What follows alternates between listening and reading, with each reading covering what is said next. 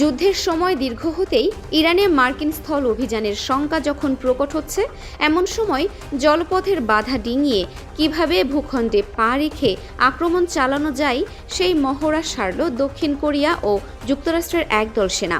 এছাড়াও দীর্ঘমেয়াদী সামরিক প্রতিশ্রুতির অংশ হিসেবে দক্ষিণ কোরিয়া জুড়ে প্রায় ২৮,৫০০ মার্কিন সেনা মোতায়েনে ক্ষিপ্ত উত্তর কোরিয়া। এমন পরিস্থিতিতে একদিনে অন্তত ১২টি ক্ষেপণাস্ত্র ছুড়েছে উত্তর কোরিয়া। সর্বোচ্চ নেতা কিম জং উনের উপস্থিতিতে ব্যালিস্টিক ক্ষেপণাস্ত্রের পরীক্ষামূলক এ মহড়া চালানো হয়।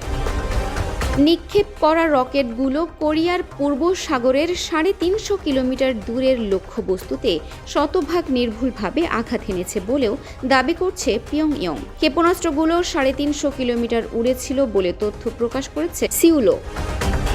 এ অবস্থায় অঞ্চলটির মিত্রদের প্রতিরক্ষার জন্য প্রতিশ্রুতিবদ্ধ বলে কড়া বার্তা দিল ইন্দো প্যাসিফিকের মার্কিন কমান্ড।